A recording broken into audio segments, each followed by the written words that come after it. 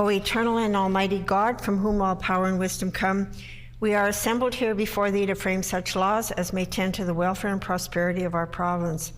Grant, O merciful God, we pray thee, that we may desire only that which is in accordance with thy will, that we may seek it with wisdom and know it with certainty and accomplish it perfectly, for the glory and honor of thy name and for the welfare of all our people. Amen. We acknowledge we are gathered on Treaty 1 territory and that Manitoba is located on the treaty territories and ancestral lands of the Anishinaabe, Anish, Inuak, Dakota, Oyate, Dene, Tsuut'ina, and Nihithuwug nations. We acknowledge Manitoba is located on the homeland of the Red River Métis. We acknowledge northern Manitoba includes lands that were and are the ancestral lands of the Inuit. We respect the spirit and intent of treaties and treaty making and remain committed to working in partnership with First Nations, Inuit, and Métis people in the spirit of truth, reconciliation, and collaboration. Good morning, everybody. Please be seated. The Honourable Government House Leader. Good morning, Madam Speaker. Just a couple matters of House business before we call the bill this morning. Pursuant to Rule 34(7), I'm announcing that the private member's resolution to be considered on the next Tuesday of private member's business will be the one put forward by the Honourable Member for Dauphin. The title of the resolution is Calling on the Federal Government to Absorb the Cost of Increased RCMP Salaries. It has been announced that pursuant to Rule 34(7), the private member's resolution to be considered on the next Tuesday of private member's business will be one put forward by the Honourable Member for Dauphin. The title of the resolution is Calling on the Federal Government to Absorb the Cost of Increased RCMP Salaries. The Honourable Government House Leader. Thank you again, Madam Speaker. This is a leave request. Could you please canvass the House to see if there's leave for the sponsor for the private member's resolution on commending the provincial government for investing in diabetic supports to be transferred from the member for Kildonan River East to the member for McPhillips. Is there leave for the sponsor for the private member's resolution on commending the provincial government for investing in diabetic supports to be transferred from the member for Kildonan River East to the member for McPhillips? Agreed? Agreed, and so ordered. The Honourable Government House Leader. I thank the House for that accommodation. Could you please call for private member's bill debate this morning, Bill number 231.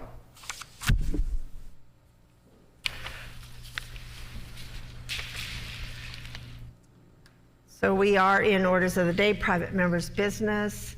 It has been announced that the House will consider second reading of Bill 231, the Residential Tenancies Amendment Act 2. The Honourable Member for Dauphin. Thank you, Madam Speaker. I move, seconded by the member for Dawson Trail, that Bill number 231, the Residential Tenancies Amendment Act 2, be now read a second time and be referred to a committee of this House.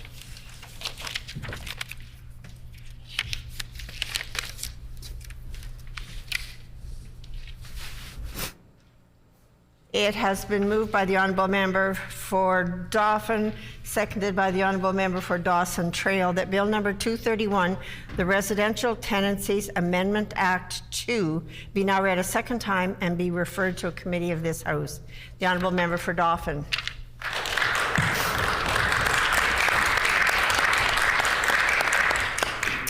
Thank you very much, Madam Speaker, and it is indeed a pleasure to once again get up in the House and bring forward legislation that works to help people, vulnerable people, people that have experienced various forms of violence, and to propose legislation that creates a safer environment for them is just good legislation.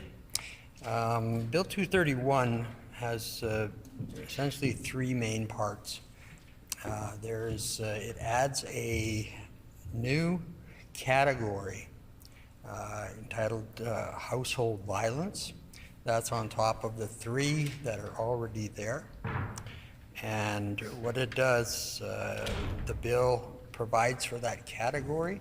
It also provides for a definition of what that is. And it also expands the responsibility and liability potentially on landlords who may be found negligent responsible for a tenant wanting to leave a residence. So again, this is a good bill in the fact that it broadens the scope by which people can apply for ability to get out of a rental situation. This bill will make it easier for someone who is assaulted to leave their tenancy agreement and move to somewhere that is safer. And currently, the way it stands, you need to be a victim of domestic violence, stalking, or sexual violence to have a legal tool to exit your lease.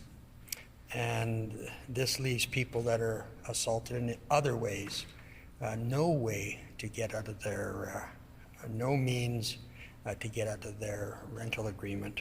So again, this bill, what it does is it expands the scope and it makes it more available for more incidents of categories of violence to be used to get out of a rental agreement. This is a very unfortunate reality of today, but we need to make the change, so it's necessary for the victims of violence. So we have to make sure there's a current process that's in place with being able to get out of a rental agreement. If you wanted to end a residential tenancy or a tenancy agreement, a survivor must have a certificate from Manitoba Justice Victims Services, and the certificate must be acquired or can be acquired from a form that you would fill out with Manitoba Justice Service, and it has to be backed up with confirmation from a certified professional. So this makes it less frivolous, because this matter, it could get, if we're expanding the scope, it could open up a door for frivolous claims. So this process doesn't change. What it does, though, is it allows for more qualifying infractions, I would say, into the process. So the process does work. There's a number of professionals that can provide backing confirmation for tenants that are choosing this path. And again, it's a way to make sure that the system doesn't become frivolous. So what's important, though, on this bill, the heart of this bill is the new category, and it's household violence, which means violence with or without an intent to harm a tenant that has adversely affect or is likely to adversely affect a tenant's quiet enjoyment, security, safety, and physical well-being if the tenant remains in a rental unit. And it also includes physical abuse of the tenant, forced confinement, deprivation of necessities. There's other issues in here. Attempts to physically abuse a tenant is a qualifier. Psychological or emotional abuse of the tenant is also. Intimidation, harassment, coercion or threats, including threats respecting other persons' pets or property. Unreasonable restrictions or prevention of the financial or personal autonomy of a tenant. And again, in the case of a person under the age of 18, the direct or indirect exposure to violence against the tenant is also.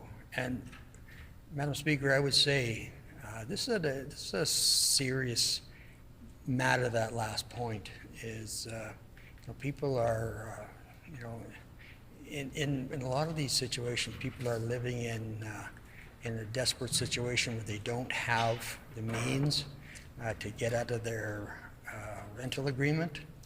They're faced with, the uncertainty of having to pay double rent, and in a lot of cases, they're living in an environment where the kids are seeing and exposed to this.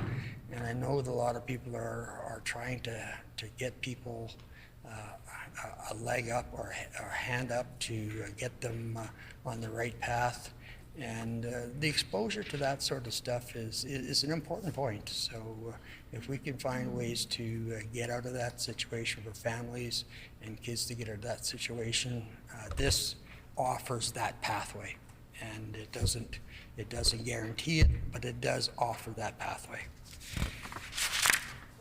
And the last issue is having to do with the potential of moving expenses. And this is to do with the landlord's liability for moving expenses. And if the director is satisfied that the landlord is responsible for a tenant experiencing household violence, the director may make an order requiring the landlord to pay the tenant's reasonable moving expenses to new living accommodations up to a maximum prescribed amount. Again, this in an attempt not to be frivolous, there is a process where there is applications to be filled, professionals weighing into an application to look into a particular situation. Now with the wider scope, it may be deemed that the landlord was negligent. And in this amendment to the bill, this gives the option to make the landlord liable if the director saw fit. Again, because we've expanded scope, so there needs to be some discretion, more discretion for directors on making the call on who's responsible and who's negligent for these living conditions. So,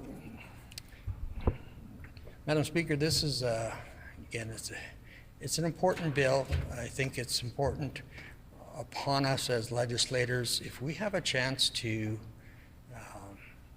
provide safe living conditions and if we can provide pathways out for people that are in I would say desperate situations, difficult situations, that we should be doing that. You know, it's I think we've all heard, and I've certainly heard over the years in public service, where there's people that, you know, they're living in desperate situations. They don't have pathways to turn, and a lot of times there's impediment to those pathways that they need to get out. So in this case, in this bill, it does provide a pathway, and that or a doorway that wasn't open before. Again, it expands the scope, and it's necessary nowadays too, because the definitions of violence and assault are expanding, and it just seems that there's more of that going on than has been in the past. With the effects of social media, there's more intimidation. There's bullying, those types of things, which are forms of violence. So, anyway, Madam Speaker, I thank you for the opportunity for giving me the time to raise Bill 231 here in the House, and I look forward to the rest of the debate on this bill. Thank you.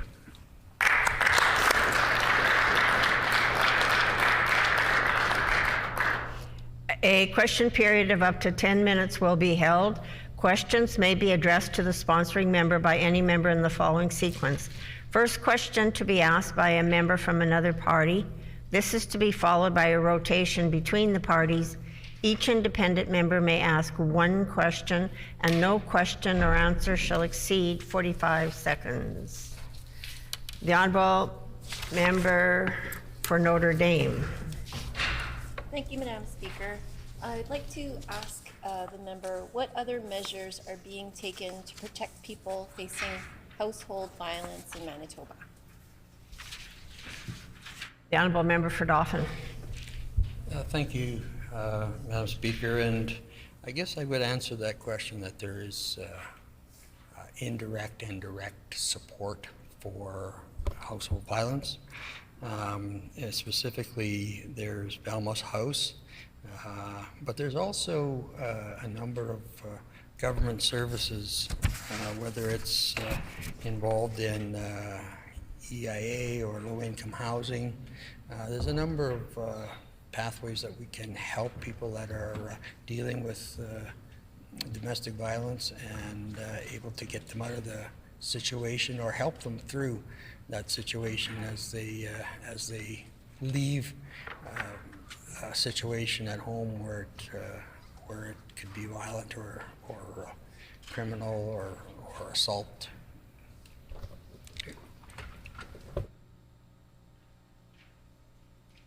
The Honourable Member for River Heights. Yeah, my question in regards to this bill has to do with what proportion of violence and intimate partner violence and domestic violence occurs in what are rental properties, and to what extent will this make a difference in reducing the extremely high rates of domestic violence and intimate partner violence in this province? The Honourable Member for Dauphin. Thank you very much, Madam Speaker. I want to thank the member for that question. It's you know, I don't know the specific number that he's asking for. I know the issue with domestic violence in residence is it's not unique to certain groups of people, and in the rental issue, again, we have classes of rentals which are low-income housing where the percentages are higher. Lots of those incidents don't get reported, and we needed a pathway for these people to get out. The Honourable Member for Notre Dame. I'd like to ask the member, in addition to Velma's house, which has a very limited amount of spots for women, what other measures are being taken to provide safe housing to survivors of household violence who break their lease? The Honourable Member for Dauphin.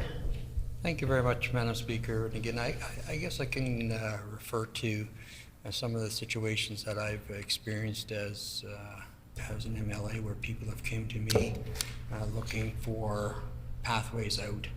And again, there is, you know, there's shelters that are available in certain instances. There is also, again, a number of different groups that work to help people that are in difficult situations. And nothing, I know, again, it's whether it's through low-income housing relief or... The member's time has expired. The Honourable Member for McPhillips. I'd like to thank my colleague for bringing this bill forward today. And obviously the issue of violence, especially intimate partner violence, is something that's at the forefront of a lot of people's minds, as it should be as legislators. Can the member share when would Manitobans, and more specifically the people the members targeting with this bill, have the benefit of the protection that this bill would afford them? The Honourable Member for Dauphin. Thank you, Madam Speaker, and I want to thank the member for that question. In this House, we're debating a second reading right now, and if we can get it moved through to committee, I'm sure there'll be a fulsome debate, and we need to get to third reading and get it passed. And once that happens, then the benefits of this bill will be able to be available to those people that are dealing with violence in the home and violent situations where they need relief and pathways out of the situation that they're in. So we need to once this bill passes, we can get that started. The Honourable Member for St. Vital. Thank you, Madam Speaker. So I mean, over the past several years, we've seen life become more difficult for renters under this current government, with tax credits for renters decreasing down from $700 down to $525. We've seen many above guideline rent increases under this current government. And with all these challenges, I'd like to ask the member, with this bill regarding renters, why has this government chosen to make life so difficult for renters over the past few years? The honourable member for Dauphin. Thank you very much, Madam Speaker. And I would answer the member this way. This bill has to do with violence, and it has to do with difficult situations that are in the home. No doubt there is some attachment to affordability and those types of issues, but I can also say we've done a lot in the last budget to make things affordable for many Manitobans, not the least of which is the basic personal exemption that's going to allow an extra $5,000 to be withheld. And so those are measures that we're The member's making. time has expired. The honourable member for McPhillips. Much, Madam Speaker, and question to my colleague. While statistically, women obviously bear the brunt of domestic violence, there are situations where non-gendered individuals, as well as even males, can be the recipient of domestic violence. And I'm wondering if the member can advise whether or not the legislation that he's proposing is gender specific or applies to all Manitobans equally. The honourable member for Dauphin. Thank you very much, Madam Speaker, and that's a good question, and I thank the member for it. Again, these issues of violence are not specific to gender, so this protection is available to all survivors of violence in whatever form that may be. Unfortunately, like the member referenced in his question, in a lot of cases, it is women and children that are most affected by the violence that occurs in the situation of being a tenant or in living conditions. So it's important that we give them. The member's time has expired. The honourable member for St. Vital. Madam Speaker, I'd like to ask the member who he consulted or who was consulted in the creation of this bill. Obviously, there's a lot of stakeholders who play an important role when it comes to addressing domestic violence and sexual violence, and we want to make sure that the right voices and breadth of voices are being heard when a bill like this is being brought forward to the House. So I'd like to ask the member who was consulted in the creation of this bill. The honourable member for Dauphin.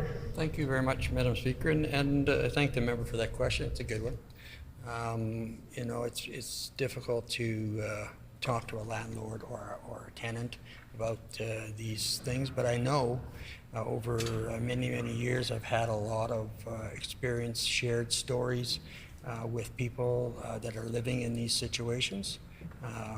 And I would say even landlords, they understand that they want protections for their tenants as well. So I think there's a lot of, I'm sorry, I just lost my train of thought. Sorry. The honourable member for St. Vital. Thank you, Madam Speaker. I'd like to give that member an opportunity to give more specifics in terms of who he actually spoke with and consulted with this bill, so that he can delve more into who actually the groups or organizations, whether it was landlords or hopefully many victim services groups in the creation of this bill. And he mentioned that these issues have been happening over a number of years, so why also has it taken so long for his government to bring this type of legislation forward? The honourable member for Dauphin. Thank you, Madam Speaker. Thank you for giving me a chance to answer this again. Again, over the years, what people have been concerned about, whether it's landlords, families that have family members that are dealing with these situations, they're the ones that are asking, what we need is pathways out. A lot of their loved ones are in situations where they can't get out of a situation. And what this bill does is simply provide a pathway for tenants that are living in rough situations, and it gives a pathway out. This is just a common sense approach towards providing help to The people. member's time has expired. The time for this question period has expired as well. Debate is open. The honorable member for the Maples. Thank you, Madam Speaker. It is my honor to rise in the House today to put a few comments on the Bill 231, the Residential Tenancy Amendment Act 2. This bill amends the Residential Tenancy Act. Household violence, which is violence that adversely affect a tenant's quality and enjoyment, security, safety, or physical well-being, is added as a reason for the tenant to end their tenancy agreement early. A landlord can be ordered to pay a tenant's reasonable moving expense if landlord is responsible for the tenant's experiencing a household violence. Madam Speaker, this bill, housing is right for all Manitobans, so to have access to affordable, safe, and quality housing. I do like to thank the member from Dauphin for bringing this bill forward. This is an important bill, and no one should be facing a violence anywhere. And Manitoba NDP is in support of this bill, and we will be supporting this bill. All Manitobans deserve to live free from harassment and violence in their homes. This will expand the definition of violence that makes a tenant able to end their lease agreement early. Previously, tenants were allowed to end their lease in case of domestic violence. Under this bill, the eligibility criteria are expanded to household violence, meaning that the perpetrators and the victim no longer need to be family or in relationship for the victim to end their lease. The definition of household violence also now include any violence that adversely affect a tenant's quality enjoyment, as well as violence against a pet's restriction of financial or personal autonomy, and minors who are exposed to violence. Additionally, it is clarified that use of force to protect yourself or other from harm does not count as a household violence. Madam Speaker, this is also aligned with the other provinces that had similar laws. For instance, in BC, made similar changes to the ones in this bill in 2019, also expanding the definition from just violence to household violence. Physical, sexual, emotional, or physical abuse by anyone that occupy a rental unit against another person. This is important changes as it allows lease to be broken due to violence from roommate or neighbor, even if there is no family or romantic relationship between the two parties. Several provinces such as Newfoundland and Labrador and Alberta have only recently passed laws allowing tenants to break lease due to domestic violence. Alberta introduced these measures in 2016 and Newfoundland and Labrador in 2019. In 2016, Ontario legislation made it easier for a tenant to break lease due to domestic violence by cutting time required to break the lease from 60 days to 28 days.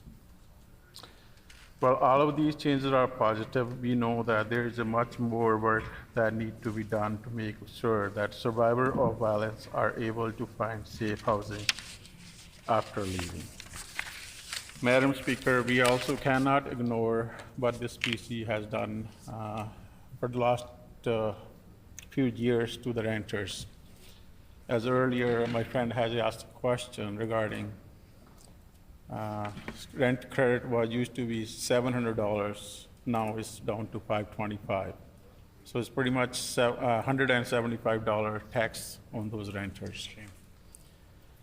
And Madam Speaker, I was going around in the Maples yesterday to find out how many units there are exactly in the Maples. There are 32 apartment blocks in the Maples. And thinking of all those people who lives on those apartment blocks, is the seniors, is students, young families, immigrants. So how this PC is not really helping those people.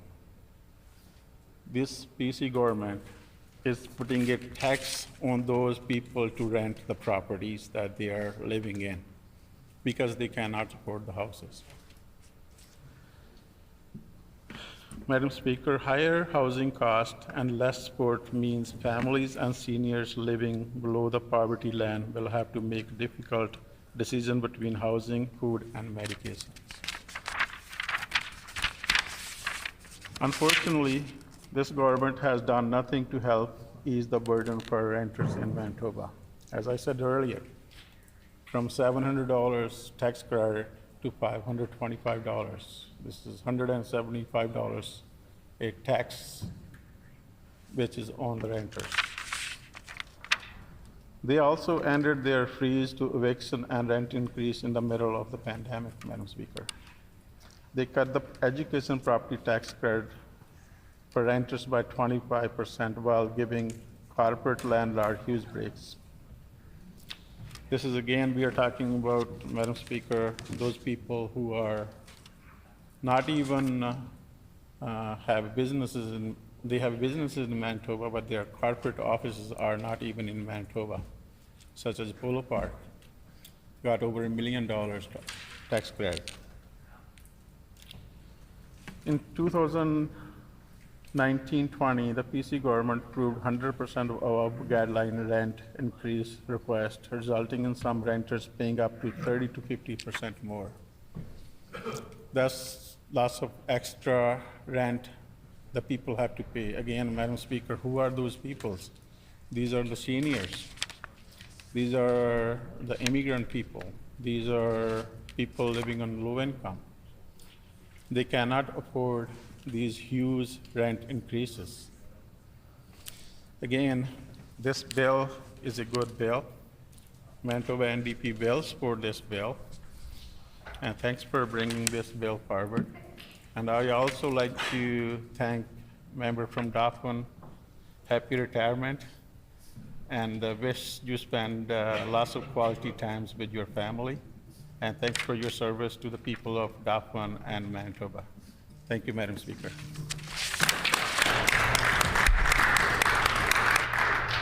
The honourable member from McPhillips. Well, thank you very much, Madam Speaker, and it's always a pleasure to rise in this House and echo a few comments that have been put on the record. I appreciate being able to offer my colleague, the member for Dauphin, my support on Bill 231, the Residential Tenancies Amendment Act, exiting a tenancy due to violence. Madam Speaker, there's no, I think it's very evident, as seen by comments put on the record, that the issue of intimate violence is something that's at the forefront of here in Manitoba, and that, simply put, our rates are too high.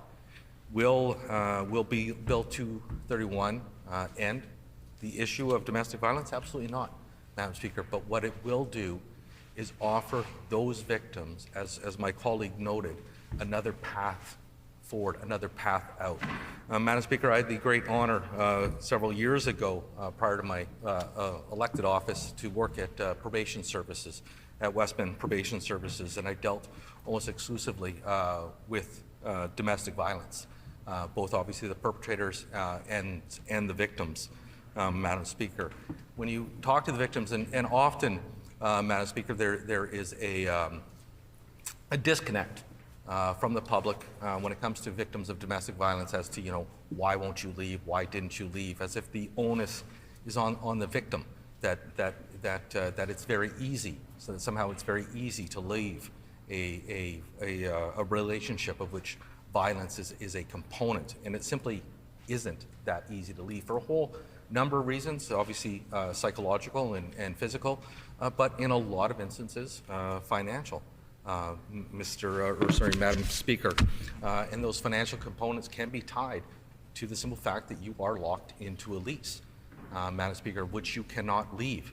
And so here we are as a government and as elected officials having that opportunity to remove this legal requirement for any individual who is seeking to get themselves out of a violent situation for their own physical and psychological safety, and that of perhaps their extended family, whether it be children or others within their extended family, Madam Speaker. I can share a story, Madam Speaker, just to give colleagues an idea of what we are actually talking about in the real world. When I was in my early 20s living in Brandon on 18th Street near the Brandon University in an apartment building, I remember hearing a loud fight going on in the apartment below us. Lots of yelling and screaming, Madam Speaker, and you heard a very distinct sound of what I would later find out literally of being the woman thrown across the room and into the wall. So upon calling police services and them attending, I knew Angela from around the building. I had an opportunity to speak to her, and I mean, the marks on her were very visible in terms of the violence that had been perpetuated to her, Madam Speaker. But again, it gave me an opportunity to interact with a victim of domestic violence head on, Madam Speaker, and hear from her the barriers of why sometimes it isn't that easy to leave. And I think this legislation, and I think this debate this morning will help remove one of those impediments. There are a number of impediments, and there is far more that we as legislators can clearly do when it comes to protecting victims of domestic violence. But this is a path forward, and this is part of that solution. I am gratified to hear from my colleagues across the way their indication that they will be supportive of this legislation. I think that's crucial.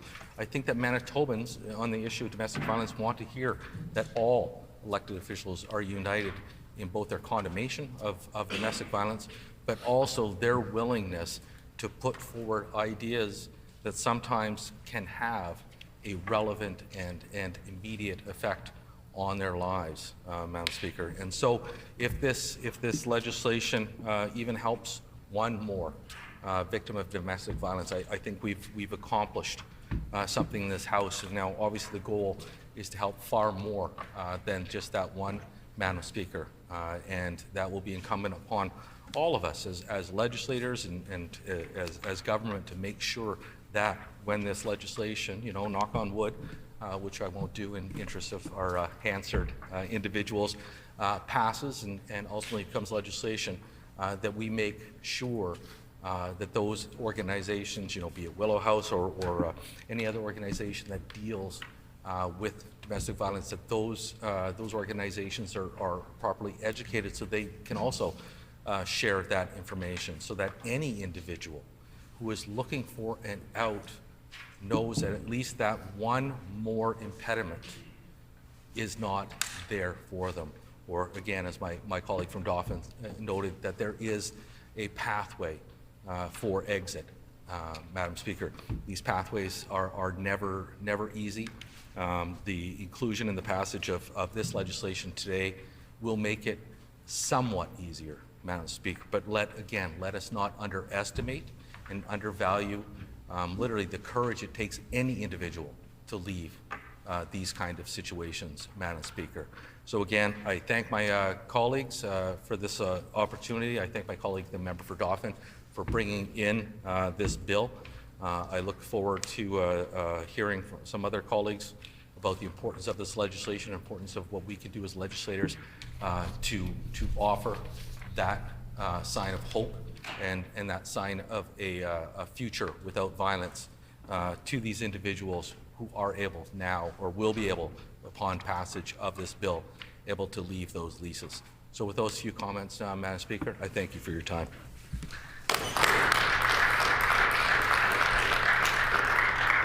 The honourable member for Notre Dame. Thank you, Madam Speaker. Just briefly wanted to add some comments to this bill, this very important bill that we're hoping to see passed here on the other side of this House. You know, this bill expands the definition of household violence, which is to say that it will any kind of violence that adversely affects a tenant's quiet enjoyment, security, safety, or physical well-being is an added reason for the tenant to end their tenancy agreement early. The landlord can also be ordered to pay tenants reasonable moving expenses if the landlord is responsible for the tenant experiencing household violence. This is very appropriate given the rising amounts of violence that we're seeing in residential tenancies. But I would like for this House to consider some situations that have been going on for the last 20 months that I've been witnessing as the MLA for Notre Dame. I've had the opportunity to go into apartment blocks that are experiencing a lot of violence. I've had the opportunity to speak to landlords who own properties where a lot of violence occurs. I've had the opportunity to speak to community support units, fire prevention officers, the assistant Winnipeg fire chief, and all kinds of emergency crews. I've had the opportunity to speak to many surrounding community residents, very, very concerned about the types of violence that they're seeing in apartment buildings in our neighborhoods. And I think that this experience that I'm bringing forward here to the legislature actually would help enhance this bill, and also requires more from this government to assist with the types of violence that we're seeing in apartment buildings. Number one, over the last 20 months, we've been seeing a lot of homeless encampments in Winnipeg, near the Disraeli Bridge and along rivers. The city of Winnipeg has contracted organizations to clear these homeless encampments once there was a lot of safety issues, public health and safety issues that have been happening at homeless encampments. The city has contracted, for example, St. Boniface Street Links to do so. The province recently, in February 2023, also has contracted or plans to contract St. Boniface Street Links' Oasis program to also help with some clearing of homeless encampments. And what has happened over the past 20 months with the city is that these homeless encampments would get cleared. You know, for those folks experiencing homelessness, this was a chance for them to get into a home, to get into an apartment. And obviously, we all believe here, especially with our NDP caucus, that housing is a right and that everybody deserves to live in a safe place. So these folks were getting housed, and I did speak to the head of St. Boniface Street Links, Marion Willis, and she explained to me that there are only 2 property owners that were willing to take in folks that were coming in directly from homeless encampments. And they were the properties that were owned by Karen and Patrick Penner, and whoever owns Manchester properties, we don't know who the owner is because they're numbered companies. Anyway, so homeless encampments would get directly find homes in apartment buildings, but the problem is that there was no wraparound supports for these folks that would then be living now in a building. And I'm telling you, whole buildings would be now having folks from homeless encampments, and everything that people were experiencing in homeless encampments, including, you know, the reasons why people are homeless in the first place, everything from, you know, extreme poverty, lack of employability skills, mental health and addictions issues that people have been facing for a long time, and now they're being moved directly into buildings without any wraparound supports, because the funding that was provided by the city and the funding that was announced at the Oasis project for St. Boniface Street Links was only in February 2023, like a month ago. So now people are in buildings and what's going on. Well, they're setting fires in there, sometimes accidentally. Sometimes there is arson, lots of violence, lots of homicides, and all these kinds of things. So I'm asking this government to consider that type of violence that is now happening in these buildings when they are considering this bill. And I'm also asking this government to please consider providing important wraparound supports. It's not enough to just give somebody a key. They're actually losing these keys, and they're breaking in windows and doors. And then the landlords, you know, are not able to maintain the building for multiple reasons that I don't have time to get into right now. So with those final comments, just urging this government to please consider the wraparound supports that are needed for housing first. Thank you.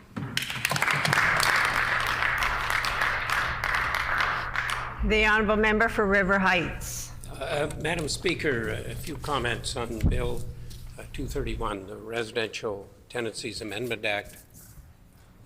This bill enables a renter who's exposed to household violence that adversely affects a tenant's quiet enjoyment, security, safety, or physical well-being may end their tenancy agreement without negative consequences.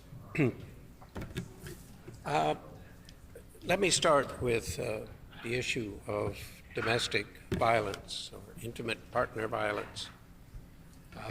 We have, and we must recognize, we have a major problem in Manitoba with extraordinarily high rates of intimate partner violence and domestic violence. For example, in 2019, the latest year that I was able to get figures for, the intimate partner violence rate in Manitoba was about 600 per 100,000 residents, and this compares to the rate for all of Canada, which is about 350 per 100,000. So the rate in Manitoba is 71% higher than the rate for all of Canada. This is tragic. It is awful. It is unacceptable. It has been going on for years under NDP and PC governments, which have not been effective in addressing this. We need to reduce this rate. We need to be preventing domestic violence, which is occurring every day in Manitoba. We'll support this legislation as one small step in this direction, but there need to be, in parallel with this measure, some additional measures. As the MLA for Notre Dame has mentioned, very often when we're dealing with violent situations in homes or in rental places, we're dealing with situations where you have people on relatively low incomes, and it is not easy to find another place. Particularly with the way things are organized currently. If this is going to be effective, one has to have some organized fashion that these people can go somewhere where they're going to be easily able to find a place. And I mean, you can't right now immediately put people in Manitoba housing because it's chock-a-block full and there's a long waiting list. And if somebody had to wait until they got a place in Manitoba housing, they'd be staying in this violent environment for months and months and maybe a year or two. If there are other places, we need very often to make sure that there's some assistance to individuals who are experiencing or exposed to violence in a rental unit, that we can help them find another place. But without that, this is not going to do nearly as much as it could do. And it may help people who are experiencing very noisy environments, who are in higher paying rental places, who can afford to easily leave and to go somewhere else. But most of the units where there are higher rents, they have greater security. They're on top of the violence. There's much less of a problem. And so the reality, as I see it, is that this legislation, if it's going to work, has to be paired with an opportunity for people to easily get another apartment place which is more secure and safer and doesn't have the violence. I think that one of the impacts of this, hopefully, would be that people who are landlords would get the message that they can't operate a rental unit with violence inside. But, you know, with the current low vacancy rate, landlords may not care so much. And if they lose somebody, then they're likely to get somebody very quickly to replace them, even if there is an environment which has got violence and noise and other problems. So I think that there's a part of this which is missing if it's going to be effective. And I hope that the member for Dauphin, and I wish him well after the next election, and thank him for bringing this forward so we can have this discussion. We have a long way to go to reduce the amount of domestic violence in Manitoba. This could be a contributing measure, but I don't believe it's going to be effective without the opportunity for people to know where they can go to get a place that's safer and have some help to make sure that that's an opportunity.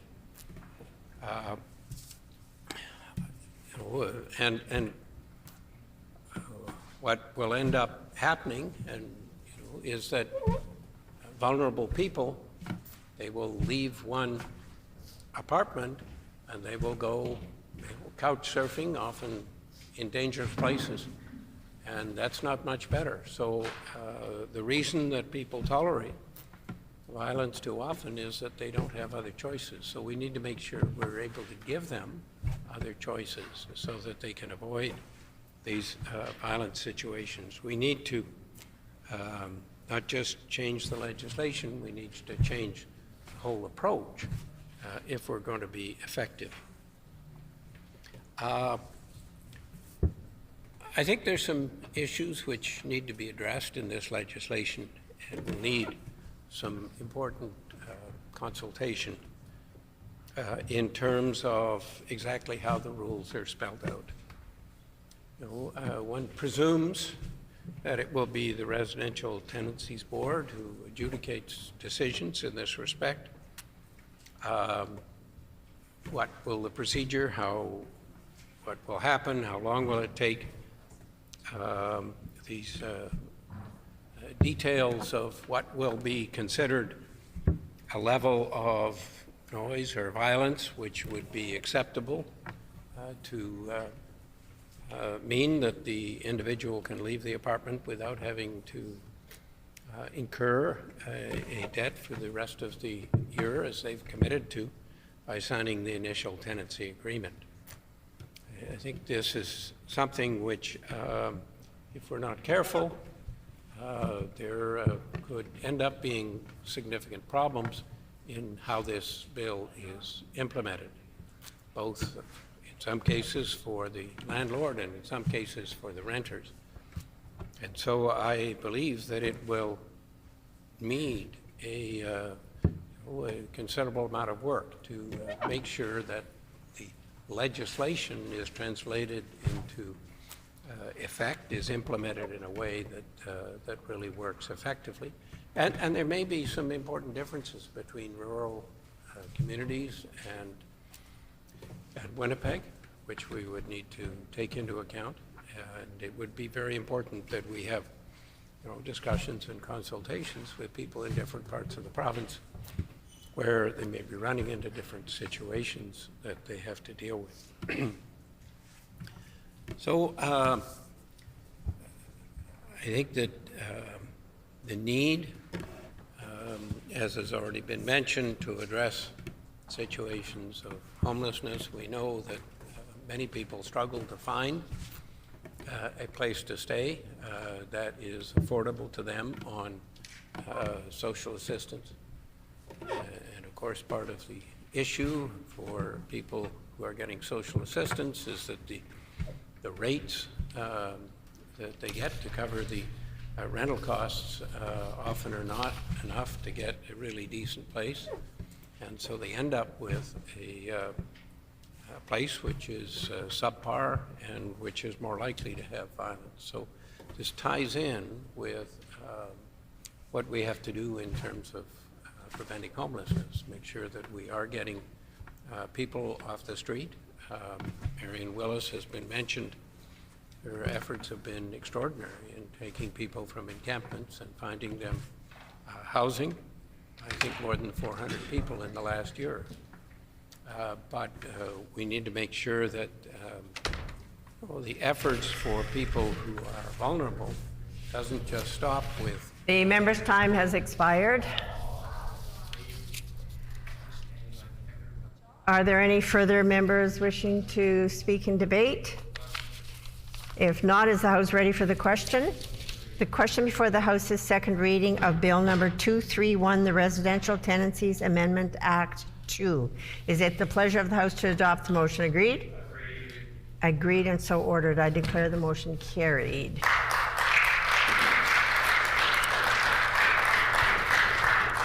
The Honourable Government House Leader? 11 a.m. Is it the will of the House to call it 11 a.m.?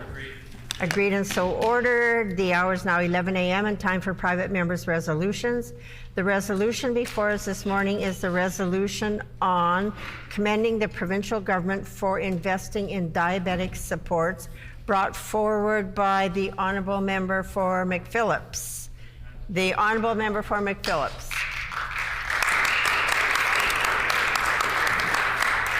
Thunderous applause. Thunderous indeed. Thank you very much, Madam Speaker. As I always say, it's always, apologies. I move, seconded by the MLA for Portage la Prairie.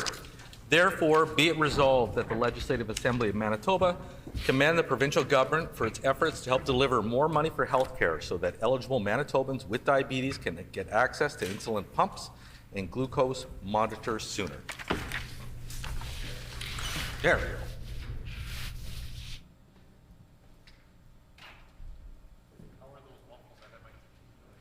It has been moved by the Honourable Member for McPhillips, seconded by the Honourable Member for Portage la Prairie. Therefore, be it resolved that the Legislative Assembly of Manitoba commend the provincial government for its efforts to help deliver more money for health care so that eligible Manitobans with diabetes can get access to insulin pumps and glucose monitors sooner. The Honourable Member for McPhillips. Hallelujah. Thank you. Thunderous applause. Thank you very much, Madam Speaker. Before I get into my full comments about this morning's resolution, I think it's important to put on the record and I would assume, and on behalf of all MLAs, congratulations to Jeremy Hansen, the Canadian astronaut who's been tapped to join Artemis 2, which will see 4 individuals circle the moon in launching in October of 2024. And it will be the furthest deep space mission, personed mission in human history, Madam Speaker. So I think congratulations to Jeremy Hansen as a Canadian astronaut who will represent our country's space exploration desires going forward, Madam Speaker. As well, Madam Speaker, we talk, or Mr. Deputy Speaker, one of the reasons we are here, obviously, is as representatives of democracy. As someone who has had the fortune, for lack of a better terminology, to visit Ukraine within the last several months and see firsthand this devastation going on with the illegal Russian invasion, I think it's incumbent upon all of us to recognize the value that we hold in this House in terms of upholding the values of democracy in a fair and equitable manner without resorting to violence. And on that note, again, some good news, Mr. Deputy Speaker. I think that it's important to put on the record is that as of today, Russia's border with NATO has now doubled with the inclusion of Finland as the newest member of NATO. So I think for our Ukrainian friends and allies, that this is historically good news. Mr. Deputy Speaker, we're here talking about supports for diabetes, something that I think all of us as MLAs have heard from the moment we have originally been elected. Now, as we all know, diabetes is a chronic condition, a chronic health condition that affects far too many Manitobans, Mr. Deputy Speaker. And with diabetes, your body simply doesn't make enough insulin, or you can't use it as well as you should. And so, what do sufferers of diabetes? What is their resolution, Mr. Deputy Speaker? Well, when there isn't enough insulin or cells, your body just simply stops responding. And as a result, Mr. Deputy Speaker, you'd be subject to heart disease, vision loss, as well as kidney disease and amputation are all issues, Mr. Deputy Speaker. Mr. Deputy Speaker, I know that diabetes is actually the 7th leading cause of death, as well as the #1 cause of kidney failure and lower limb amputation among adults, as well as adult blindness, Mr. Deputy Speaker. So obviously the inclusion and the expansion actually is a better term of these eligible Manitobans with diabetes to get access to insulin pumps and glucose monitors is going to be of value to those individuals. As I said, Mr. Deputy Speaker, I think all of us, once we got elected, at least pre-COVID and post-COVID, had that opportunity to meet and attend events with Diabetes Canada, where they would lobby us on behalf of their constituents for the expansion of diabetes services here in the province of Manitoba. And I'm proud that our government expanded those services just a few years ago to any individual below the age of 25, and then with budget 2024, 2023, 24, that we're expanding it to all Manitobans, Mr. Deputy Speaker. And I believe it's these kind of investments, Mr. Deputy Speaker, these investments that address chronic diseases that are going to have the greatest benefit to us as a province and as a society.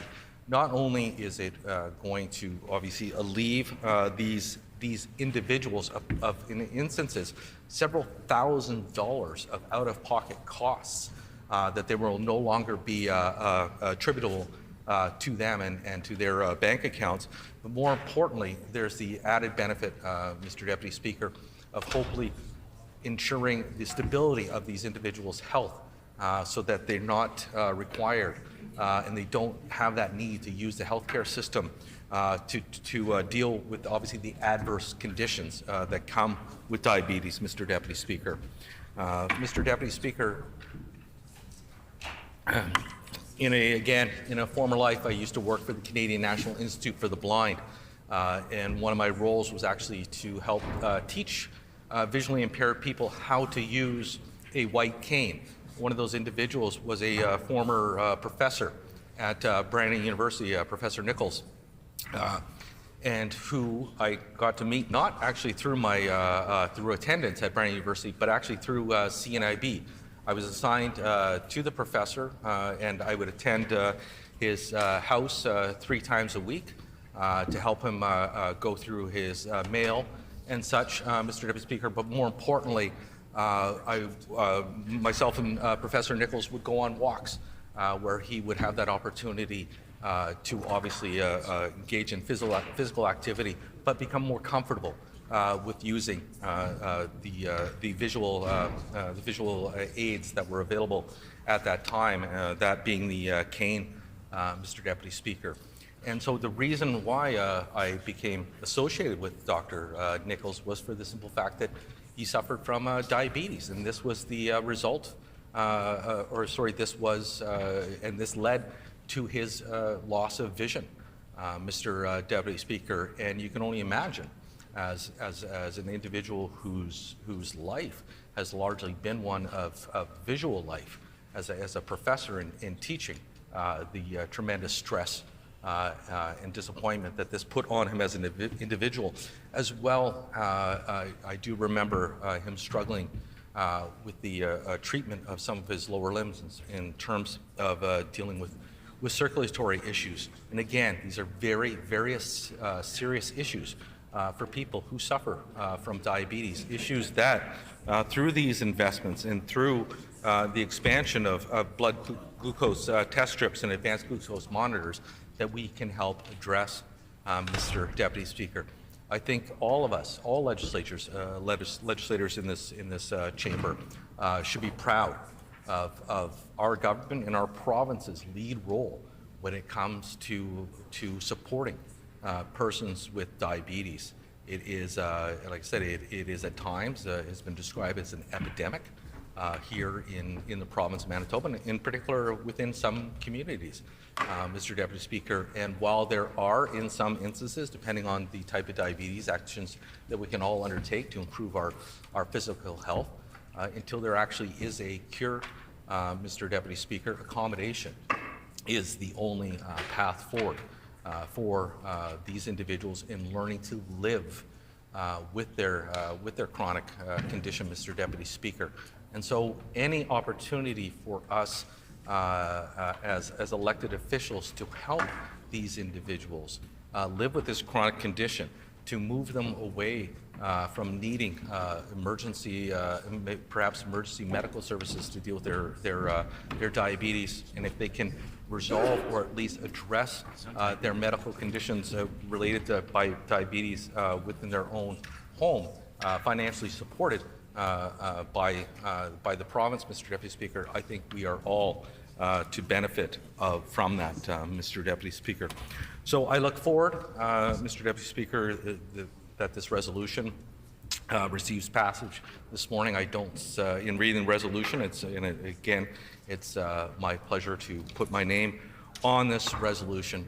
But as I don't believe that there's a single MLA in this House who has not met or does not know or have probably somebody in their family that has suffered from some form of diabetes, and perhaps to their detriment in terms of some of the significant health consequences that come from it. And more importantly, there isn't an individual in Manitoba with diabetes that will not benefit from this announcement and this expansion of supports. So it's my hope, Mr. Deputy Speaker, that this resolution, like our budget, receives passage here in the House, so that we can say to all Manitobans who suffer from the chronic condition known as diabetes, that we here as MLAs support you, support your health journey, and more importantly, have your back and want to ensure that you have the medical supplies necessary so that you may live your life to the fullest until such time as another Canadian comes along and actually cures this disease. So with those very few comments, I thank you for your time.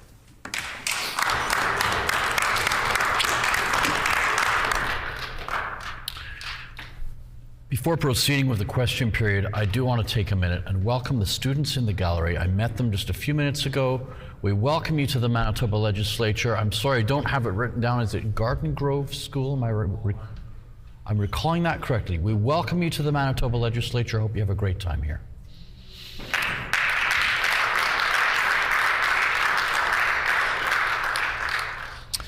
A question period of up to 10 minutes will be held, and questions may be addressed in the following sequence. The first question by a member from another party. Any subsequent questions must follow a rotation between the parties, and each independent member can ask one question. No question or answer shall exceed 45 seconds. The floor is now open for questions. The honourable member for the Pas-Camisec. Thank you very much, Mr. Deputy Speaker.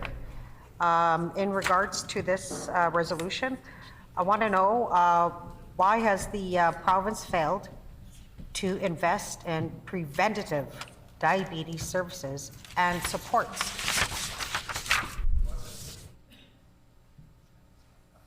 The honourable member for McPhillips.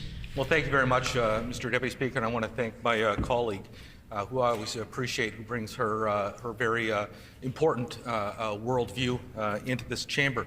And I think it is through investments that we are seeing with this budget and that capitalize on previous investments that increase the age to 25, that we will address those situations of individuals suffering from the chronic condition as diabetes. The honourable member for River Heights. Yes, thank you.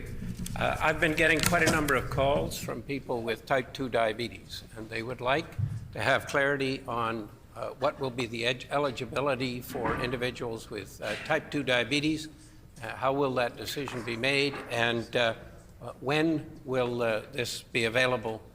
Because the last, when the change was made to allow people or enable people who are up to age 25, it took months for that to be actually implemented. The honourable member for McPhillips. Well, thank you very much, Mr. Deputy Speaker, and I'd like to thank my colleague, the MLA for River Heights, for that question. And absolutely, there obviously is the challenge of implementation, Mr. Deputy Speaker, but as the member himself just shared, with our previous expansion to age 25, that as soon as our health officials were able to deal with the regulatory burdens and deal with those situations to ensure that those eligible Manitobans were properly reimbursed and had access to those equipments, that they did receive it within a very timely manner post announcements. And I have every confidence that our healthcare officials and bureaucracy will be able to achieve a similar result with this. Honourable member for Portage La Prairie. Thank you, Mr. Deputy Speaker. I wonder if the member would take this opportunity to explain how this is important to people with both type 1 and type 2. The honourable member for McPhillips. Well, thank you very much, Mr. Deputy Speaker. And as I noted in my comments, Mr. Deputy Speaker, in a lot of instances, chronic diabetes is one of the leading causes of lower limb amputation, blindness, and kidney disease, Mr. Deputy Speaker. So any opportunity that we have as elected officials and as individuals who control the public purse to make those investments to individuals suffering from diabetes so that they can address this chronic condition in a sustainable way that takes that financial burden from them is something that should be celebrated and acknowledged. And I thank the Canadian Diabetes Association for their lobbying and their efforts in making sure that Member's time has expired. The honourable member for the Pas-Kamisak. Thank you. I know these are about insulin pumps, but has the government developed a targeted diabetes prevention plan? Can you share that with the House? Honourable member for McPhillips. Again, Mr. Deputy Speaker, I thank my colleague for bringing forward that question. It is. It's an absolutely valid question because prevention is a key component of any disease management, whether it is diabetes or whether it is any other chronic condition that we face as a populace, Mr. Deputy Speaker. So as a government, obviously it is incumbent upon us through the health department and practitioners that we educate individuals on how to prevent diabetes. But for those individuals that suffer from diabetes, it is incumbent upon us to ensure that they have those supports and they have those financial supports to properly manage that disease today. The honourable member for Portage La Prairie. Thank you, Mr. Deputy Speaker. And I wonder if the member would like to take a moment and share how this will impact his own home constituency. The honourable member for McPhillips. Well, I want to thank my colleague, the member for Portage, for that question. And I don't think this is really an issue of singling out any one constituency over another. All Manitobans, any Manitoban who does require blood glucose test strips or advanced glucose monitors is a beneficiary of this, whether you live in the Pas-Kamisak, whether you live in Portage La Prairie or McPhillips, Mr. Deputy Speaker. This is a universal program, a component of which our healthcare system is built on, and as an elected official, I am pleased to support the expansion of this services to indeed all Manitobans, regardless of their geographic location or economic circumstances. The honourable member for the Pas-Kamisak. Thank you, Mr. Deputy Speaker. Again, in regards to preventative care, such as foot care, why did the PC government cut the Thompson Foot Care Clinic when here they are commending themselves about investing in diabetic supports? Doesn't make sense to me. I go say. Good question, Amanda. The honourable member for McPhillips. Mr. Deputy Speaker, the member for the Pawcamisook is right. We are investing in diabetic supports. And it is through the most recent budget, which builds upon an earlier investment where we increase the age to 25 in terms of coverage of these diabetic equipment and services that are needed.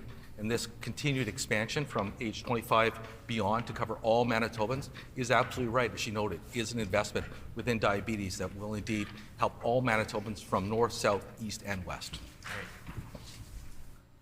The honourable member for the Pawcamisook. Thank you.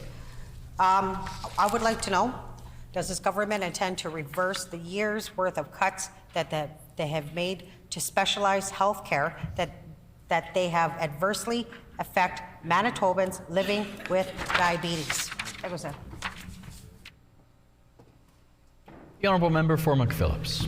Mr. Deputy Speaker, what I'm trying to do, and I think what we're trying to do in this House, is to acknowledge that there is more that we can do as elected officials in promoting the health of Manitobans who suffer from the chronic condition known as diabetes. If any MLA from this side or others doesn't believe that the expansion of blood glucose test strips and advanced glucose monitors is a worthy investment, they're more than happy to stand up and share that perspective. I don't think it's a perspective that the Canadian Diabetes Association or that most Manitobans would share, Mr. Deputy Speaker, but this is something that is a democracy and you are free to have that perspective. Right. Are there any further questions? Seeing no questions, the time for questions is over. The floor is open for debate. The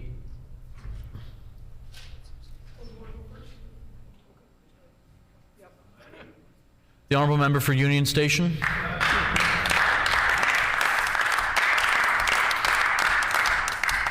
Thank you, Deputy Speaker. As you can see on this side of the House, we're fighting with each other. We're competing to see who will stand up and speak to this resolution because there's just so much to say around this issue of healthcare, this particular aspect of Manitobans' health needs. And I think it's really important to put some words on the record in terms of how this government is failing Manitobans who are living with diabetes. I know that members opposite, and I think that there are several members opposite actually who've been trying to bring this resolution forward, but there's a lack of some sort of strategy on that side, but they have managed to bring it forward this morning.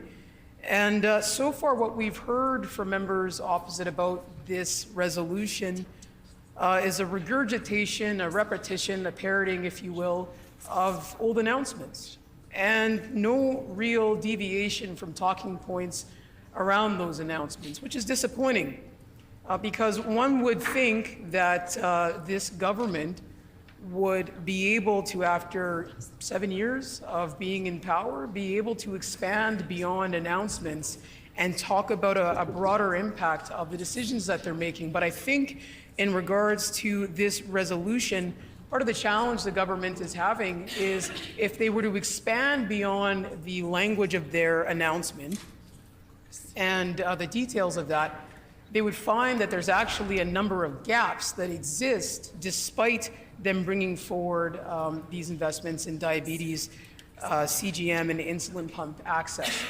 Now, the credit that is deserved in regards to these changes really deserves to be directed to the advocates and the families, individuals, and organizations who've been fighting for years under this conservative government to ensure that CGMs and other diabetes supplies management tools see increased coverage. These organizers, these activists in diabetes care and diabetes health have been fighting tirelessly to push this government to make the right decision in terms of improving access to these CGMs and insulin pumps. Now, Unfortunately, what we've seen is this government be very, very slow moving to make those changes. And even when those changes are brought forward, I've heard from a number of Manitobans living with diabetes that in fact there continues to be barriers to accessing the CGMs and pumps that they need, that in fact there continues to be gaps in terms of who can access these important pieces of equipment, these life-saving pieces of equipment. I heard from somebody just a few days ago actually, and she outlined for me, and she did as well for the Premier, because the Premier was actually the focus of her correspondence. I was CC'd on that, but we have communicated since. And she outlined for us that despite this government's announcement, she is ineligible for coverage for the glucose monitor that she needs. And she shared a personal experience of recently how she simply didn't wake up one morning. She was rushed to the hospital. She didn't realize that sometime in the night, her levels had dropped markedly, and she required yet another trip to the hospital. She's had a number of hospitalizations throughout her lifetime being diabetic. And, you know, her frustration is that she is one of many Manitobans who actually do not qualify for this new expansion in CGM and insulin pump access. And so she's advocating for herself and many others who still need access to these tools that really do save lives. And so I think it's really important to acknowledge that there are still many Manitobans who are not going to be able to access these incredibly important pumps and monitoring devices, and that the government has had a lot of time, more than enough time, has heard from many advocates, can and should do better in terms of what this coverage looks like. The other thing that I want to highlight is something that my colleague, the MLA for the PAW, highlighted in her line of questioning. The fact that this government has actually cut and undermined areas that we know to be the social determinants of health, areas that people need a government to prioritize in order to have good healthcare outcomes. And one area that this government has done a lot of damage in is in the area of, just to name one, housing. And we just talked about that earlier this morning. We know that a lot of folks who struggle with diabetes and struggle to manage their diabetes are also folks who are living in lower income levels, folks who maybe are living and struggling with poverty. And this is an area that this government has done really less than nothing to address meaningfully since taking office. And we're seeing the rates of poverty in Manitoba increase. Manitoba has the highest rate of child poverty in the country. Manitoba also has the fastest growing numbers of children, Indigenous children, being diagnosed with diabetes. The burden on the healthcare system here in Manitoba is massive. The financial implications are astronomically high, and they're growing. And when we talk about, access to affordable housing, when we talk about the impacts of poverty, when we talk about those numbers in Manitoba being really not anywhere near where they should be, if we're meaningfully addressing these areas, they are directly related to the rates of diabetes that we're seeing. And so where this government could take meaningful action in addressing social determinants of health, like making sure that Manitobans have access to affordable housing, like making sure that kids in Manitoba are not living in poverty, taking action in those areas would actually improve the rates of diabetes that we're seeing. We would have less people actually needing to access insulin pumps and CGMs. That seems like a pretty reasonable approach, but unfortunately under this government, reasonable approach is not a part of their strategy. And there are other areas that I could talk about when we're talking about social determinants of health.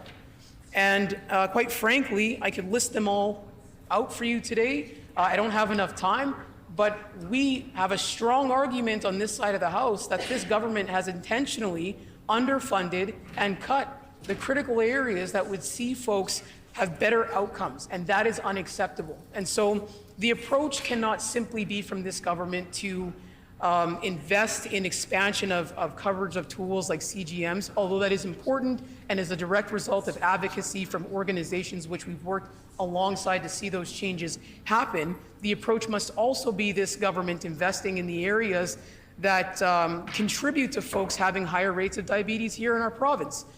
And one of the other things that we have to talk about when we talk about diabetes is prevention. The fact that this government continues to make decisions that really work in contradiction with what we understand to be good public health policy in addressing healthcare at a preventative level is really concerning. This is a government that has cut foot care clinic in Thompson. This is a clinic, this is a service that is very, very low cost if you address it at a preventative level. If you provide foot care for folks that to the tune of maybe 50 or 80 bucks a visit, you're preventing, negative outcomes down the road like amputations, full-on amputations that cost thousands and thousands of dollars that require folks often to leave their communities and come to Winnipeg for that care.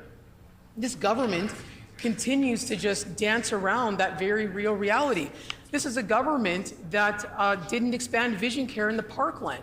There's a gentleman whose name we've raised in this house, Mr. Dunn, who could not afford to keep coming to Winnipeg to get the vision care he needs, injection treatments for his vision. He's foregone those treatments and is at significant risk of losing his sight because this government broke a promise to enhance and expand vision care in the parkland. And so now this Dauphin resident is at risk of going blind because of another failed, broken PC promise. This is what I'm talking about when I'm talking about addressing things at a preventative level. This is what I'm talking about when I'm saying we have to address the social determinants of health. This is what we mean when we're talking about healthcare equity. This government is working in opposition to Manitoba being a province that moves in the direction of healthcare equity, thereby increasing the burden on our healthcare system and wrongly forcing more Manitobans to live with the potential negative outcomes of a diabetes diagnosis. And so, quite frankly, this government continues to do what it always does, which is not enough, falling short, breaking promises, and not investing in areas across the board that would see Manitobans living with diabetes having the best chance at really good healthcare outcomes, and that is unacceptable. And so I don't think this government deserves a pat on the back at all. I think that the people who deserve a pat on the back are the advocates, the community members, the organizations who've been doing the heavy lifting to get these changes made, and who are still doing the heavy lifting because they know more work needs to be done. Thanks.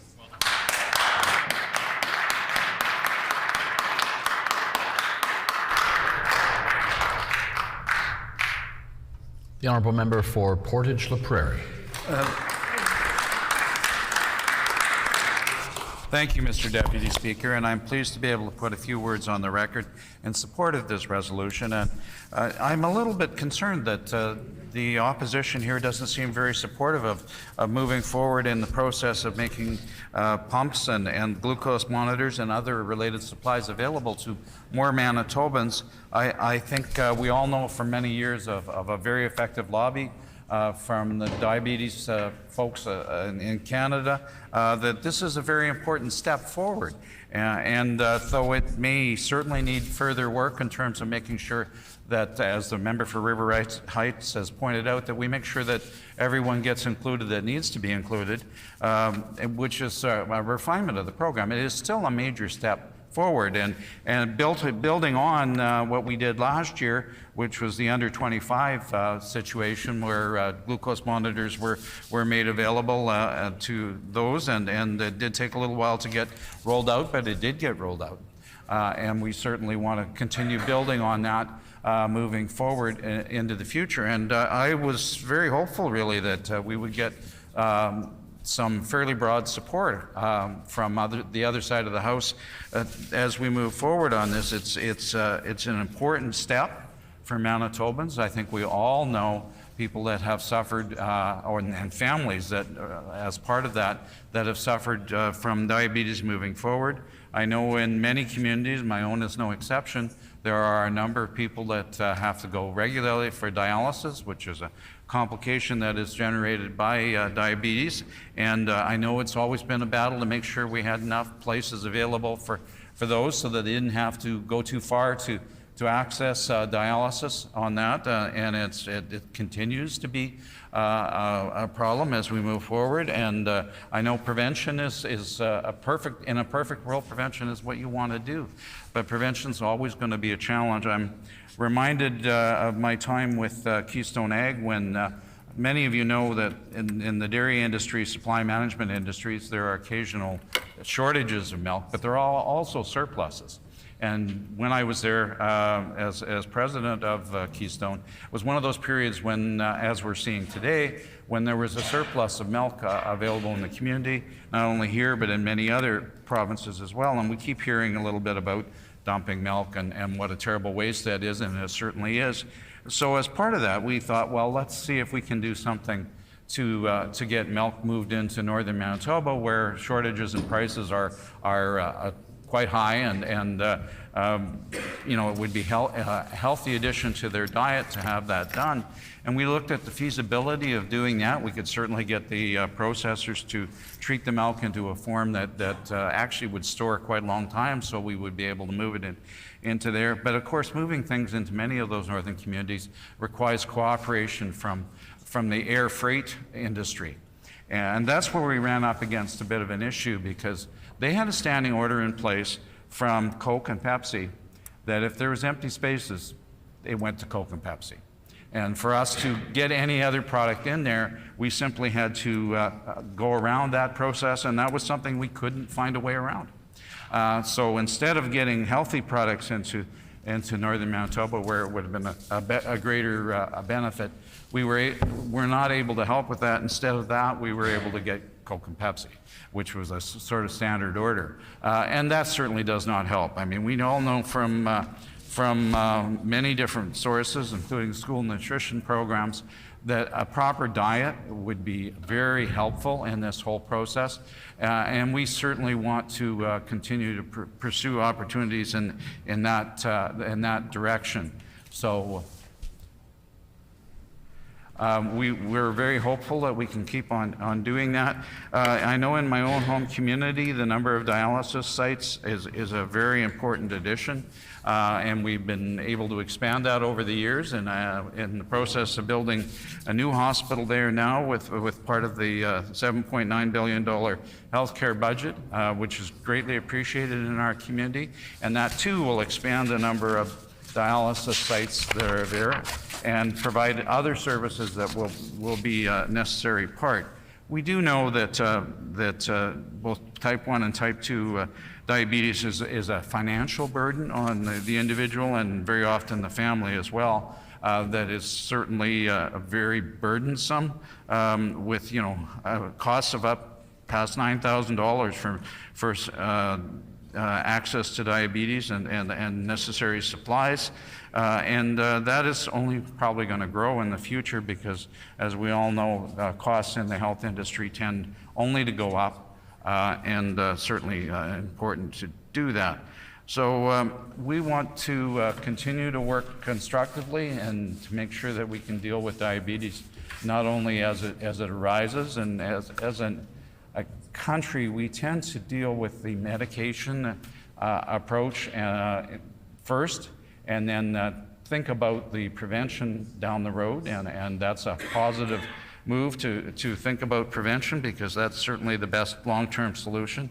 But it's going to take a lot of steps and a lot of changes, as I pointed out. Access to getting the right kind of nutrition into communities isn't as simple as just waving a wand and making it happen.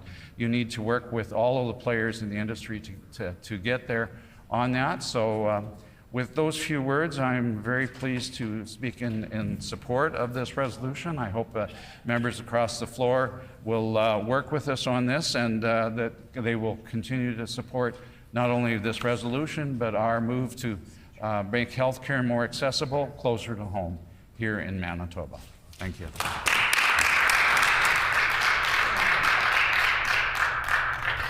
The honourable member for the Pas-Camisec. Thank you. Thank you, Mr. Deputy Speaker.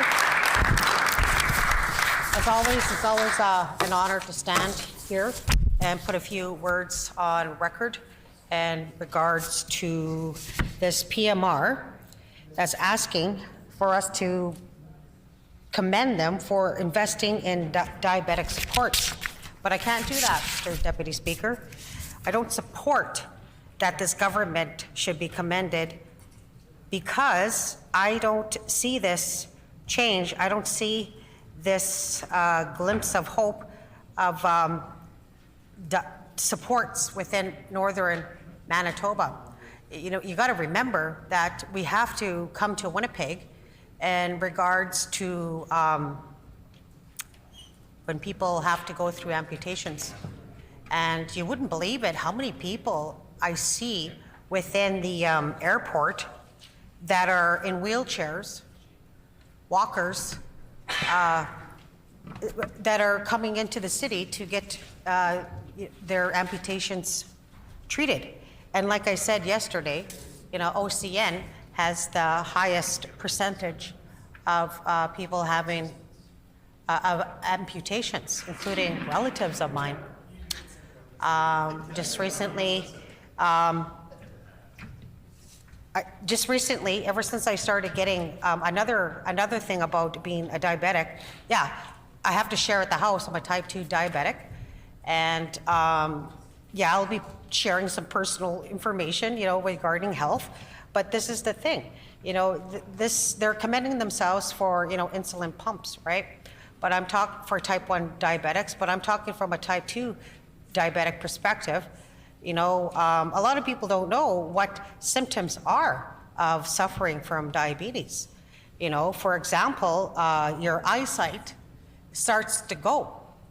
The blood vessels in your eyes start clogging up with blood because the reason why our blood doesn't flow as freely because of high blood sugar, right? And speaking of that, I just had a little incident too right before this speech where I had to go and ensure that I had orange juice and some grapes because I was having a low sugar attack. And what that means, you start getting tired, you start sweating, you know, and you start getting really moody, you know what I mean? And after that attack, you usually want to take a nap because it takes a lot out of your body. And also too, your feet, nerve damage. You know, the first thing you start feeling, what it feels like your feet, when your foot falls asleep. You know how that feels? Imagine that 24 hours a day. You know, you start losing your balance, you know, and with eyesight and that, well, that results into a lot of falls, which diabetics take much longer time to heal. So the reason why I'm sharing all of this is because what I'm sharing, you know, there's many of us in my family in northern Manitoba where we have the highest rate of diabetes.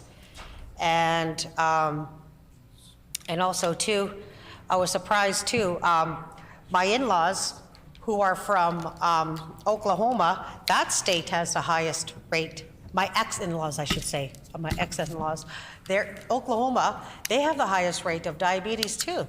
And the member opposite was mentioning soda.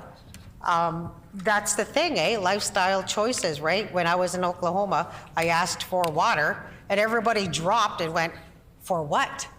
I said, "To drink." You know, and that's the thing, you know, lifestyle choices, but we don't really have that privilege to choose, you know, should I feed my children chicken, you know, fresh chicken, or should I just get hot dogs, you know, and craft dinner because shoot, that's all I can, you know, afford. You know, should I buy broccoli? Should I buy salad, Caesars? No, I can't. May as well throw craft dinner on the side, you know, because that's cheap. And I can tell you a fact that my dad always thought that education builds healthy communities because, you know, we hope that within education, you start making smarter choices, right? So with preventative ideas, you know, this should be taught at schools and whatnot, but they're taught how to eat well at school, but when they go home, there's nothing well to eat when they go home, right? A lot of kids go through poverty. When I was, so the only thing they can bring is processed meat stuff, which is much cheaper to buy. And also too, sugar, you know, within infants and children, you know, it just seems like it's the cheapest thing to buy. So with that, it affects our children's teeth as well. We have the highest rate of dental surgeries for babies, children, just developing their teeth, you know, because we need to start showing our parents, you know, that sugar may not always be the possibility. So by doing that, we need to start providing and having more access to more healthy food and whatnot. So what I wanted to say about this particular resolution asking us for the government, asking us to give them a pat on the back, but again, I can't do that. I have to talk about when I went to Peguis, Food Matters Manitoba was there, and it was wonderful to see this large community gardens that provided so much produce, vegetables to our elders, and even I got away with a whole bag of beets and carrots, you know, so we have that too in OCN. So these are ideas for preventative aid, but they're just small little steps that can be, you know, within years, these ideas can grow. And for my community, you know, it irks me when I go grocery shopping and I see my people, you know, buying processed stuff, cans of processed soups and whatnot, and I just wonder, you know, that's what people with low income do. That's all they can afford. And of course, what's going to happen?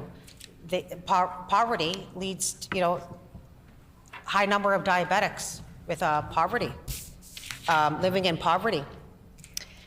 And also too, with preventative measures, you know, maybe exercising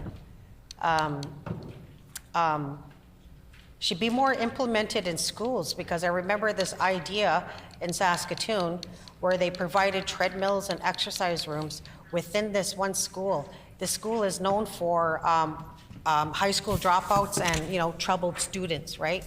So they provided this gym facility, and guess what? Their grades and their attendance improved, their mental health improved.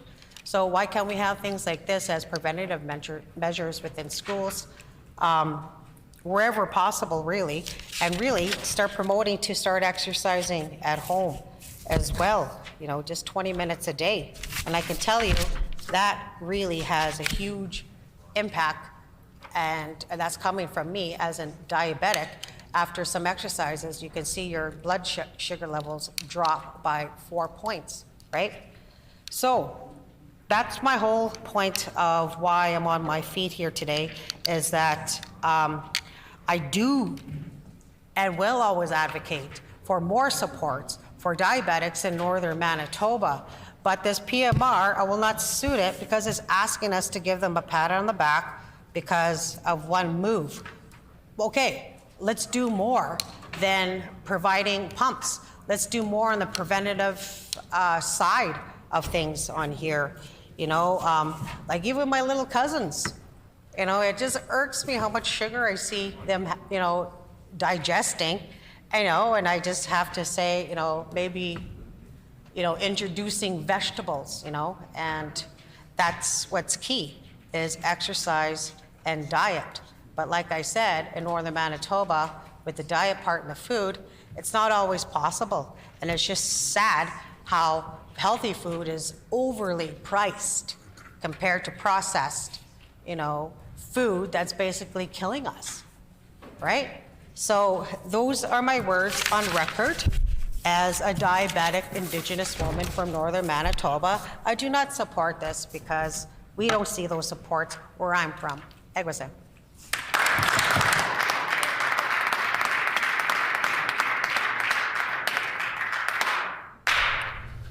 The honourable member for River Heights.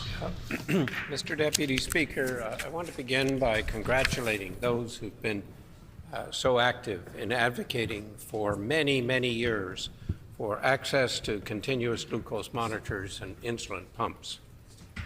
They have done an extraordinary job of advocacy, of explaining diabetes, of explaining the needs, and after many, many years, the government has finally listened, at least in part, to what they have asked for. It's a positive step, which we can celebrate in part because Liberals have been working with those in the community of people with diabetes to get these changes. And so that although it has taken quite some time, we will have those changes. We don't know. I asked when this would be implemented. We know from previous experience that implementing the changes earlier, just as far as those who were age 25, took quite a long time. And we know from experience with the introduction of support for people with cochlear implant processors has taken almost a year before things are starting to move. And so we hope that in this case, the introduction of more widespread use of continuous glucose monitors and insulin pumps will not take so long and can be done much more quickly. I think it's important to understand the potential benefit for people in type 2 diabetes. I asked the MLA who sponsored this bill in the time we have for questions, how this will apply to those with type 2 diabetes. And I've been getting questions and people are unsure, and this really should have been clarified right from the beginning at the time of the announcement. It's not clear. Most people with type 2 diabetes are not using insulin. They're using diet and exercise and metformin and other drugs, but the majority of people with type 2 diabetes are not on insulin. And so insulin pumps will only benefit some people with diabetes, but not many. Now, I've been asked about the continuous glucose monitors. Individuals with type 2 diabetes who have to do blood tests and fingertips many times a day are saying, can I have a continuous glucose monitor? Because I would much prefer that to having a situation where what's basically happening is multiple pinpricks in a day, which is cumbersome and painful. But we don't have an answer. The member would not provide me with an answer, and the minister has not provided clarification. And so we have a lot of people who are waiting in limbo to find out whether this has any benefit for them if they have type 2 diabetes. And the answer is we don't know because the government has not been clear in terms of how it will apply these measures for people with type 2 diabetes.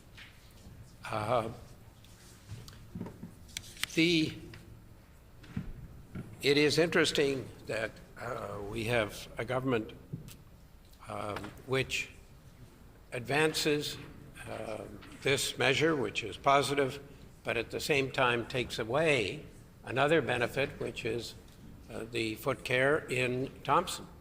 So the government gives with one hand and takes away with the other, and we're not left further ahead. There was really a need for a much more comprehensive approach to people and to help people with type 2 diabetes and type 1 diabetes. It is correct that, in general, the use of the insulin pumps and the glucose monitors enables people to be better able to control their diabetes, and we know this because of measurements of hemoglobin A1C, which is a long-term measure of the essentially the blood glucose, the glucose in the bloodstream and how it makes changes to the red blood cells, and the surface of proteins on the red blood cells are glycated, and we can measure this, and we know that this is an accurate reflection under most circumstances. There are some circumstances where it's not, of the status of the diabetes and the status of the control of the diabetes. And we also know that in general, if we can have better control over the diabetes, we have fewer complications. Fewer complications with kidneys, fewer amputations, fewer episodes or individuals going blind. So it is important to do what we can to have better control of the blood glucose. Now, one of the problems with monitors, other than the continuous glucose monitors, just doing finger pricks, is that sometimes the changes can be such that overnight, as was mentioned, you can have a situation where the blood glucose goes up or down, and you may not be aware of those changes. So, in general, this continuous glucose monitoring is going to provide better control and better long-term results. And so this is a good thing that it's more widely available, but we don't yet know for type 2 diabetes just who it will be available for and how extensive it will be used or not used. And that we await, because it could be that the government is going to say that only a very small percentage of people with diabetes, type 2 diabetes, are actually eligible. And if that is the case, then you may have a lot of people with type 2 diabetes who are very disappointed in this because they are not included. So that should have been clarified right from the start to avoid confusion, and the government has sown confusion in this respect, and that's too bad. I want to use my remaining time to talk about prevention.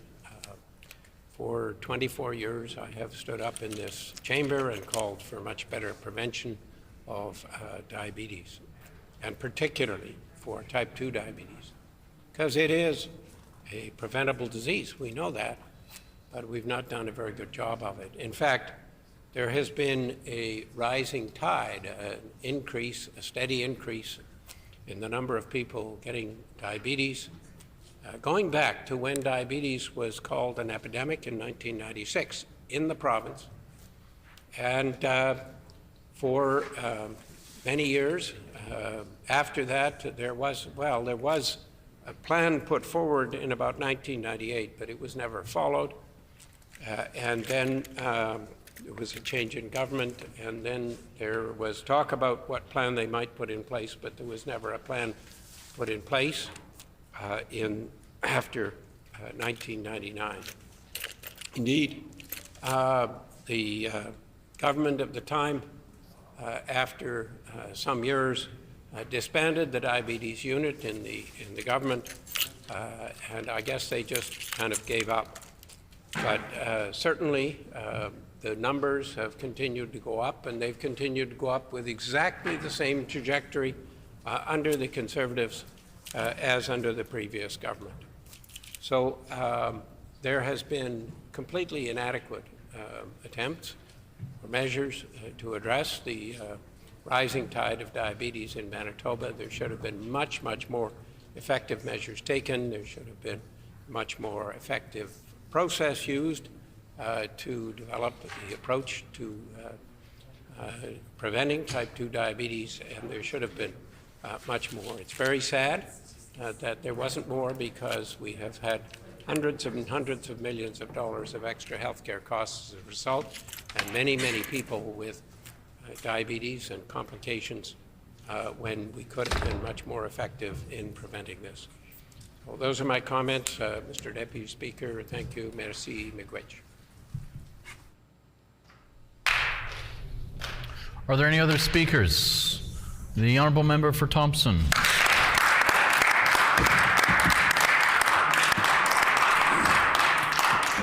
Thank you, Mr. Deputy Speaker. It's a privilege to stand and put a few words on the record for this PMR, commending the provincial government for investing in diabetic supports. As my colleague from the Paul-Camusac said, we're not able to do that. What this PMR lacks, and my PMR brings in on Thursday, is prevention for people with diabetes.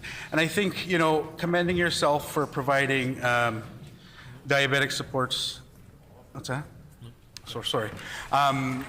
What this bill lacks is prevention. And we know that, when it comes to prevention, we need healthy food. So Indigenous communities, both in urban centers and remote communities, experience an increase of diabetes, in part due to poverty rates and a lack of healthy and affordable food. There are far too many food deserts in Manitoba, which are areas where healthy, affordable food is not readily available. This means that people are often forced to eat unhealthy foods that can contribute to obesity and illnesses such as diabetes, as they have an alternative for affordable foods. In rural and remote communities, members dealing with chronic illnesses such as diabetes is a struggle which requires frequent and expensive travel, as services are often located and concentrated in higher density population areas such as Winnipeg. One example of this is the closure of the Foot Care Clinic in Thompson, which offered services to many people diagnosed with diabetes. Since the closure of the Foot Care Clinic in Thompson, Northerners have been forced to forego services. Order, please. The hour being 12 noon, when this matter is again before the House, the honourable member for Thompson will have 8 minutes remaining. This House is recessed and stands recessed until 1:30 p.m. this afternoon.